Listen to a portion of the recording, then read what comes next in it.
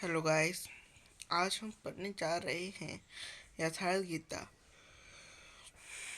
श्री कृष्ण जिस स्तर की बात करते हैं, क्रमशः चलकर उसी स्तर पर खड़ा होने वाला कोई महापुरुष ही अक्षरशः बता सकेगा कि श्री कृष्ण ने जिस समय गीता का उपदेश दिया था, उस समय उनके मनोगत भाव क्या थे। मनोगत समस्त भाव कहने में नहीं आते, कुछ तो कहने में आ पाते हैं। कुछ भाव महिमा से व्यक्त होते हैं और शेष पर्याप्त क्रियात्मक हैं, जिन्हें कोई पाठक चलकर ही नहीं जान सकता है। जिस स्तर पर श्री कृष्ण थे, क्रमश चलकर उसी अवस्था को प्राप्त महापुरुष ही कि जानता है कि वो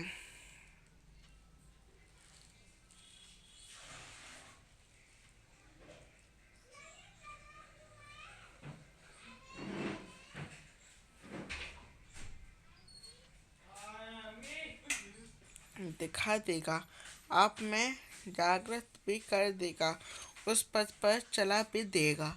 पूज्य श्री परमहंस जी महाराज भी इसी स्तर के महापुरुष थे। उनकी वाणी तथा अंतः प्रेरणा से मुझे गीता का जो अर्थ मिला, उसी का संकलन यथार्थ गीता है।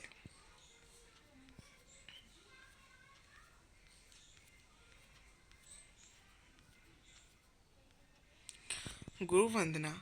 ओम श्री ओम श्री सदगुरु देव भगवान की जय। जय सदगुरु देवम परमानंद अमर शरीरम अविकारी निर्गुण निर्मलम धरि संस्थूलम काटन शूलम भवभारी सूरत निज सोहम कली कमलम खोहम जन्मन मोहन छवि भारे अमरापुरवासी सब सुख राशि सदा एक रस निवरकारी अनुभव गंभीरा मति के धीरा अलख फकीरा अवतारी योगी दृष्टा त्रिकाल दृष्टा केवल पद आनंदकारी चित्रकूट ही आयो द्वैतम लाखों अनुसुईया आसन मारी श्री परमहंस स्वामी अंतर्यामी हैं बड़ नामी संसारी हंसन हितकारी जग पगुधारी गर्व प्रहारी उपकारी सत्य पथ चलाए भरम मिटाए रूप लखायो कर तारे। यह शिष्य है तेरो करत निहोरे मोपर हेरो प्रंधारी जय सदगुरु भारी।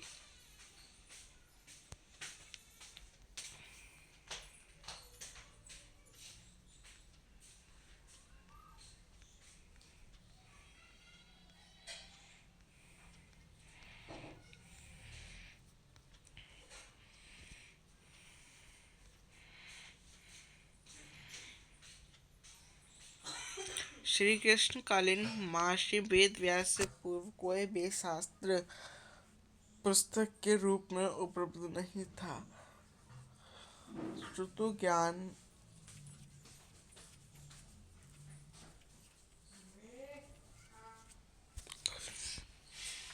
श्रुतु ज्ञान की इस परंपरा को तोड़ते हुए उन्होंने चार वेद बृहसूत्र महाभारत भागवत एवं गीता जैसे ग्रंथों से पूर्व संचित भौतिक एवं आध्यात्मिक ज्ञान राशि को संकलित कर अंत में स्वयं ही निर्णय दिया कि गीता सुगीता कर्तव्य किम चिन्ह शास्त्र विस्तरे यह स्वयं पश्चान भाष्य मुख पदाद्विंशता। गीता भली प्रकार मनन करके हृदय में धारण करने के योग्य है। जो पद जानन भगवान के श्रीमुख से निस्तृत वाणी है, फिर अन्य शास्त्रों के संग्रह की क्या आवश्यकता। मानव सृष्टि के आदि में भगवान श्री कृष्ण के सम्मुख से निस्तृत अविनाशी योग अर्थात श्रीमद् भगवत गीता, जिसकी विस्तृत व्याख्या वेद और उपनिषद हैं, विस्मृत दिया जाने पर उसी आदिशस्त्र को भगवान श्री कृष्ण ने अर्जुन के प्रति पुनः प्रकाशित किया, जिसकी यथावत व्याख्या यथार्थ गीता है। गीता का सारांश इस श्लोक से प्रकट होता है। एकम शास्त्रम देव की पुत्र, गीतम एको देवो देव की पुत्र, एवं एको मंत्रस्य नमामि, यानी कर्माप्येकम तस्य देवस्य सेवा। अर्थात एक ही शास्त्र है जो देव की पुत्र भगवान ने श्री मुख से गायन किया। गीता एक ही प्राप्त करने योग्य देव है। उस गायन में जो सत्य बताया आत्मा शिवाय आत्मा के कुछ भी शाश्वत नहीं है। उस गायन ने उन महायोगेश्वर ने क्या जपने के लिए कहा। ओम अर्जुन, ओम अक्षय परमात्मा का नाम है, उसका जाप कर और ध्यान मेरा धर। एक ही कर्म है गीता में वर्णित। परम देव एक परमात्मा की सेवा, उन्हें श्रद्धा से अपने हृदय में धारण करे। अस्तु, आरंभ से ही गीता आपका शास्त्र रहा है। भगवान श्री कृष्ण के हजारों वर्ष पश्चात परवर्ती जिन महापुरुषों ने एक ईश्वर को सत्य बताया, गीता के ही संदेश वाहक हैं। ईश्वर से ही लौकिक एवं परलौकिक सुखों की कामना, ईश्वर से डरना, अन्य किसी को ईश्वर न बनाना, यहाँ तक तो सभी महापुरुषों ने बताया। किंतु ईश्वरीय साधना, ईश्वर तक की दूरी तय करना, यह केवल गीता में ही सांगोपांग क्रम बुद्ध सुरक्षित है।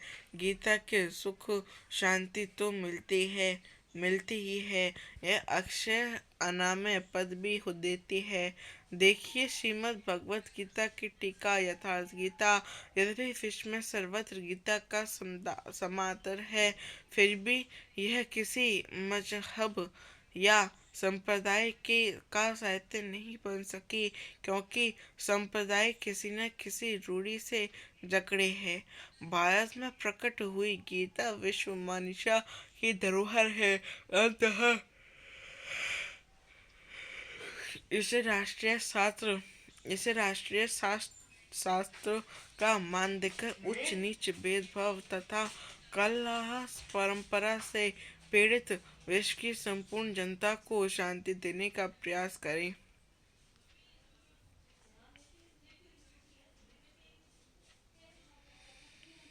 सभी प्रभु के पुत्र, ममे वांशो जीवलोके जीवभूतः सनातनः, मनः पष्ठानीन्द्रियाणि प्रकृतिस्थानि कष्टा। सभी मानव ईश्वर के संतान हैं।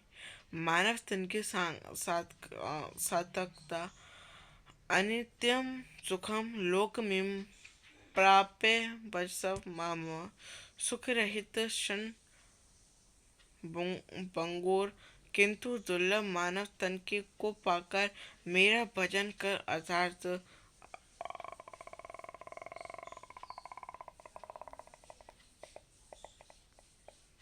अर्थात भजन का अधिकार मनुष्य शरीरधारी को है।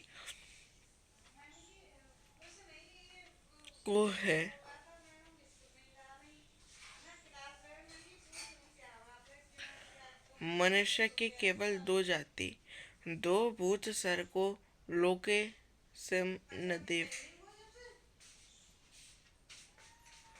आसुर एव च देवो विस्तरशः प्रोक्त आसुरम पार्थ में सुना। मनुष्य केवल दो प्रकार के हैं, देवता और असुर। जिसके हृदय में देवी संपत्ति कार्य करती है वह देवता है, तथा जिसके हृदय में आसुरी संपत्ति कार्य करती है वह असुर है। तीसरी कोई अन्य जाति इस सृष्टि में नहीं है। हर कामना ईश्वर से सुलभ, त्रिविद्या माम सोमपः पुष्पापा पुत्पापा यज्ञ रिष्ट्वा सर्वगतिं प्रार्थन्ते ते पुण्यमासाद सुरेंद्र लोग मश्यन्ते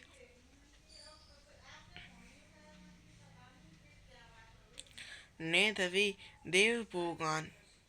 मुझे बचकर लोग स्वर्ग तक ही कामना करते हैं, मैं उन्हें देता हूँ, अर्थात सब कुछ एक परमात्मा से सुलभ है। भगवान की शरण से पापों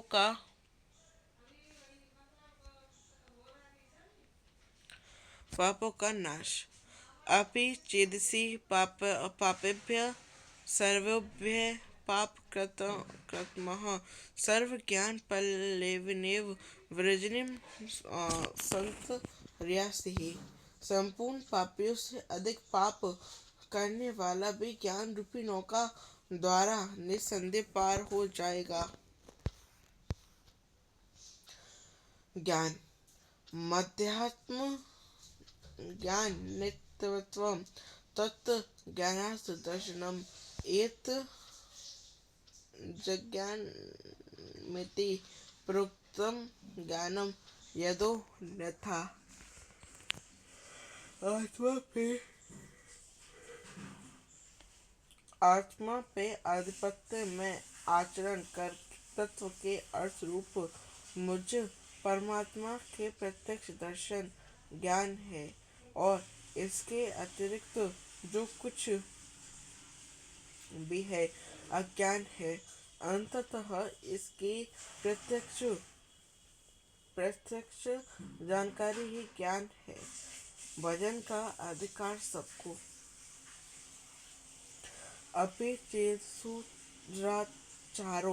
बसते मान्य भाव क साधु रेव स मंतव्य सम्य गव्य विस्तो हिंसः क्षिपं भवति धर्मात्मा स्वचिंतम निगच्छति कौन्ते प्रति जानी ही न मे भक्तः प्रणश्यति। अत्यंत दुराचारी भी मेरा भजन करके शीघ्र ही धर्मात्मा हो जाता है एवं सदा रहने वाली शाश्वत शांति को प्राप्त कर लेता है।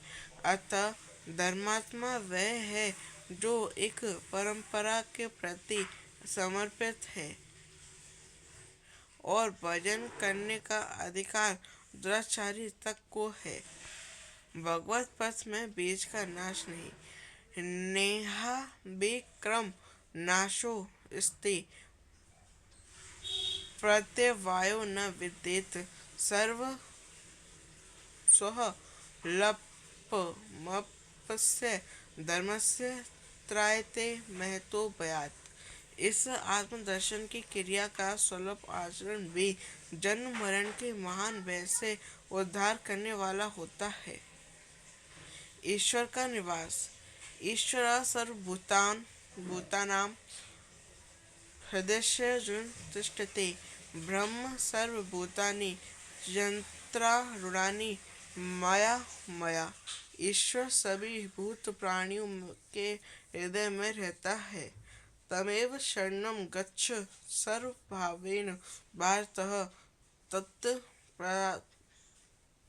प्रसादात् परां शान्तिं स्थानं प्रयास्परि शाश्वतम्। संपूर्ण भाव से उस एक परमात्मा की शरण में जाओ, जिसकी कृपा से तो परम शांति शाश्वत परम धाम को प्राप्त होगा। यज्ञ सर्वाणि त्रिकर्माणि प्राण कर्मणि चपेर आत्म संयोगर्जितम ज्ञान दीप्ते।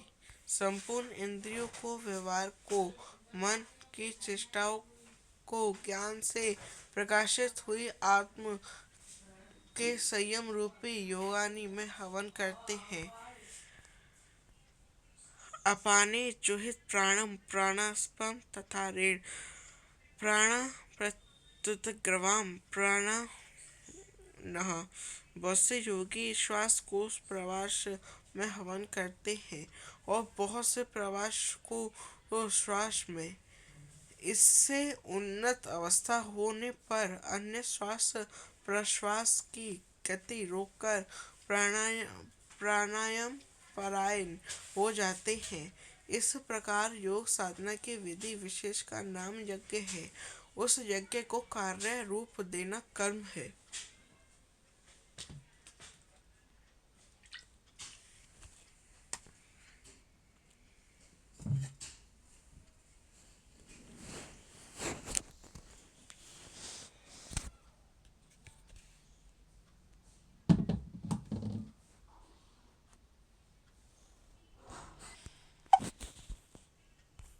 एवं बहुविधा यज्ञा वित्तः ब्राह्मणो मुखे कर्म जानविद्ः तान् सर्वोनभं ज्ञात्वा विमुक्षमसे। इस प्रकार बहुत से यज्ञ जैसे श्वास का प्रश्वास में हवन, प्रश्वास का श्वास में हवन, श्वास प्रश्वास का निरोध कर प्राणायाम करके परायण होना इत्यादि यज्ञ जिस